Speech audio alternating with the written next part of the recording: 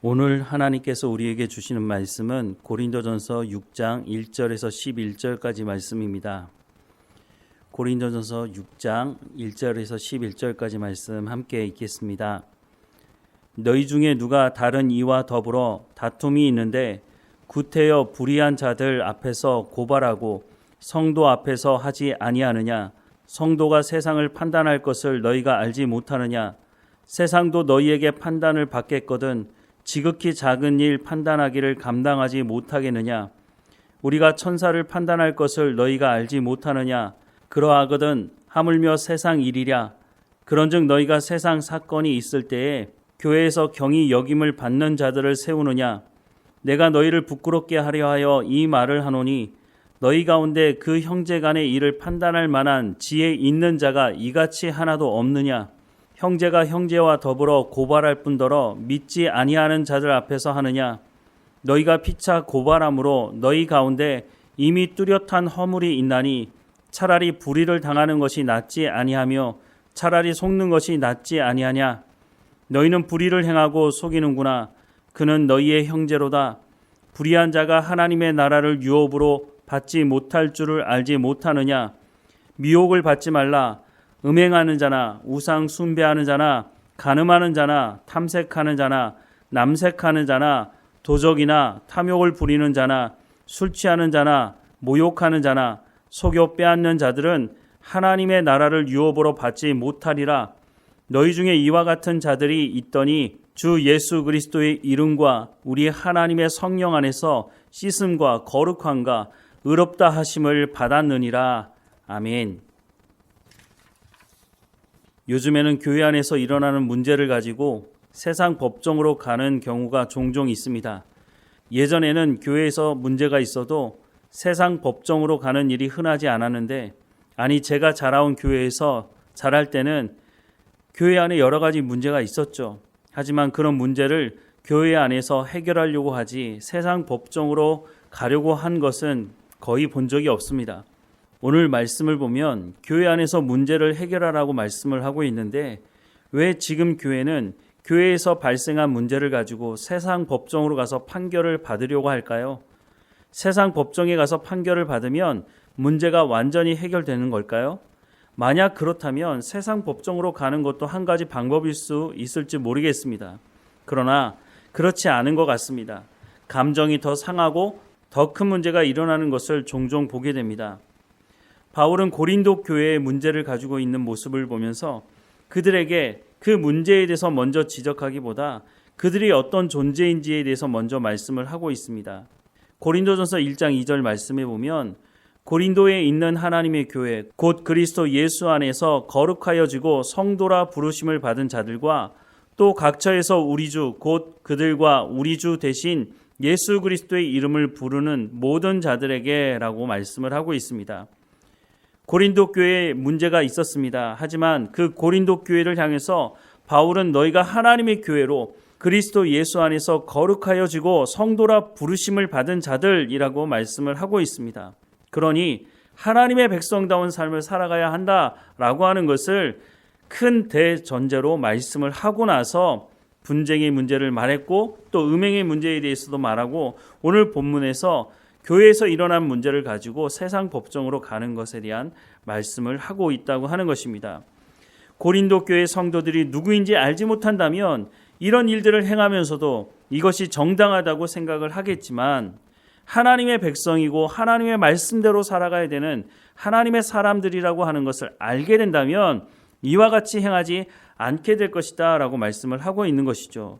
즉 오늘 본문의 말씀을 통해서도 말씀하는 것은 너희가 하나님의 백성이기 때문에 이제 하나님의 백성다운 삶을 살아가라고 말씀을 해주고 있다고 하는 것입니다. 그래서 고린도전서 1장 10절 말씀에도 하나님의 말씀으로 같은 말을 하고 같은 생각을 하고 하나님의 말씀을 통해서 하나님의 뜻을 아는데 온전히 합하여야 한다라고 말씀을 하고 있는 것입니다.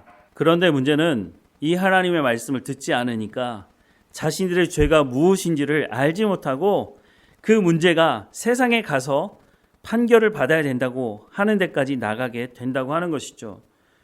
저도 목회 현장에 있으면서 교회 안에 여러 가지 문제가 일어나는 것을 보게 됩니다. 하지만 그 문제를 가지고 모두 다 세상 법정으로 가는 것은 아닙니다. 그런데 세상 법정으로 끝까지 가겠다고 하는 그 사람들의 내면을 들여다보면 그 안에 교만이 자리 잡고 있고, 그 교만의 출발은 인간의 탐욕으로부터 시작된다는 것을 알게 됩니다. 사탄은 끊임없이 인간의 탐욕에 부채질을 합니다.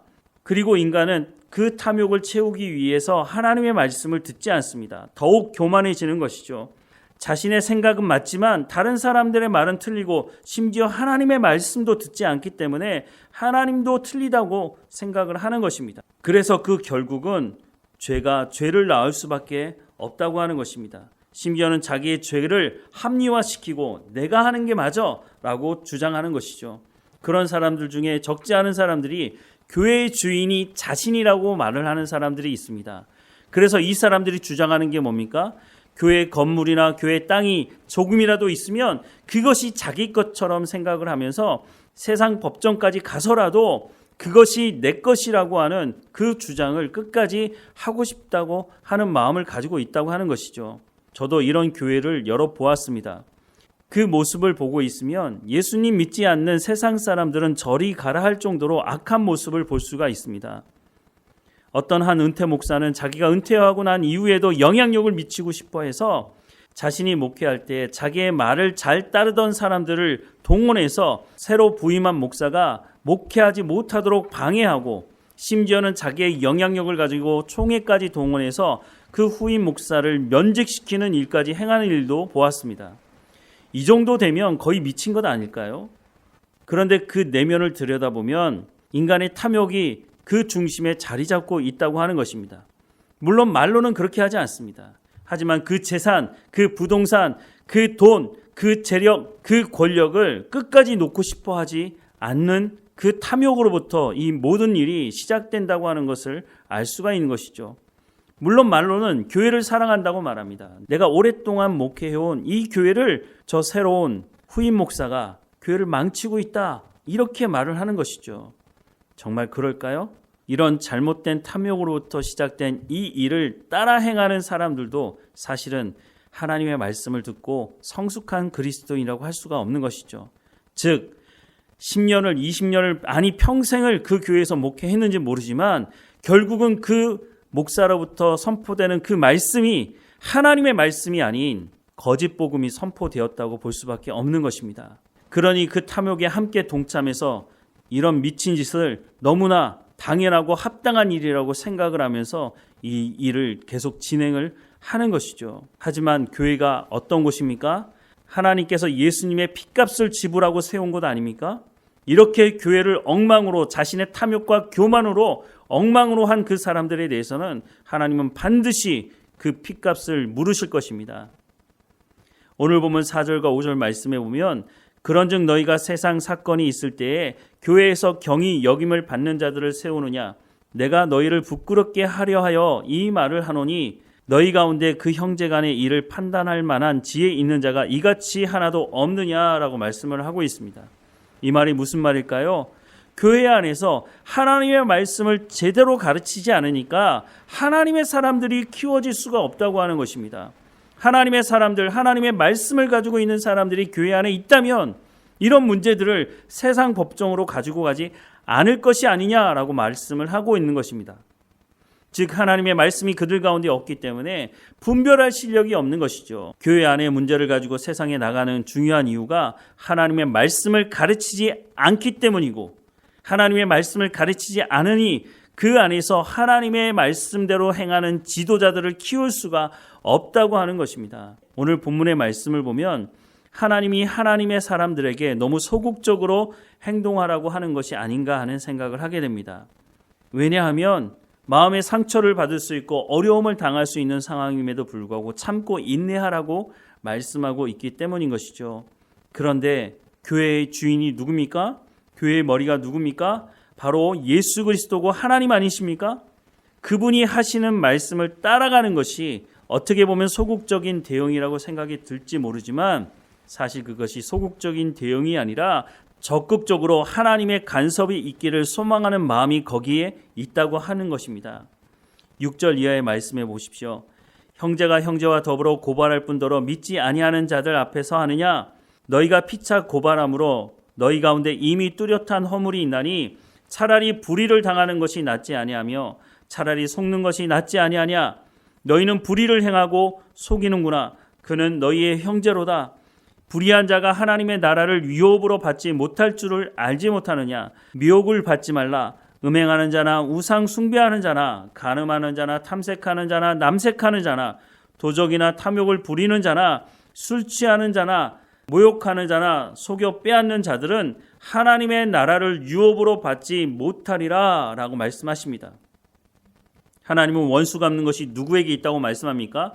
우리에게 원수를 갚으라고 말씀하십니까? 아닙니다.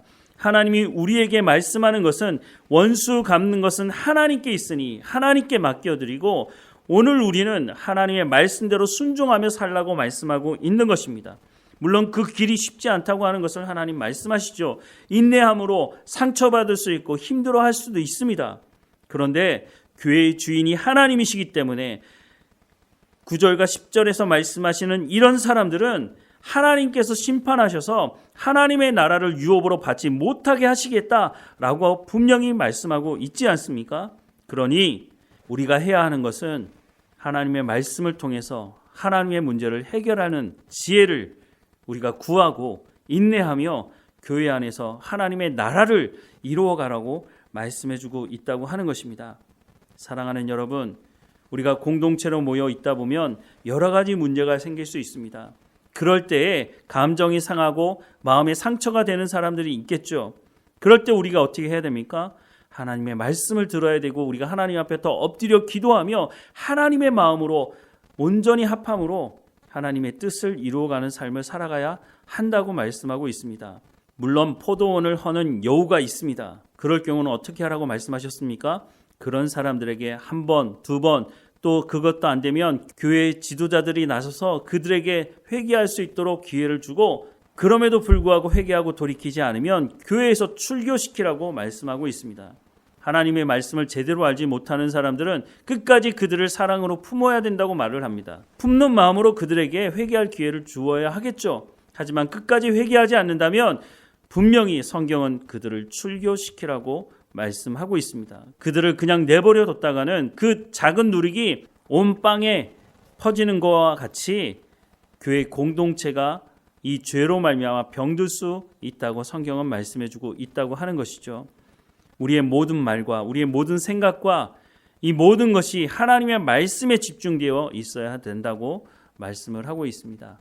우리 교회 공동체가 하나님의 부름을 받아서 하나님을 예배하는 공동체로 하나님의 말씀을 듣는 공동체로 그래서 하나님의 말을 하고 하나님의 말씀으로 생각하고 하나님의 말씀으로 하나님의 뜻을 알고 온전히 합함으로 우리가 교회 안에서 일어나는 여러 가지 문제들을 하나님의 말씀으로 해결하고 하나님께 나아가는 우리 모두가 되기를 주님의 이름으로 축원합니다.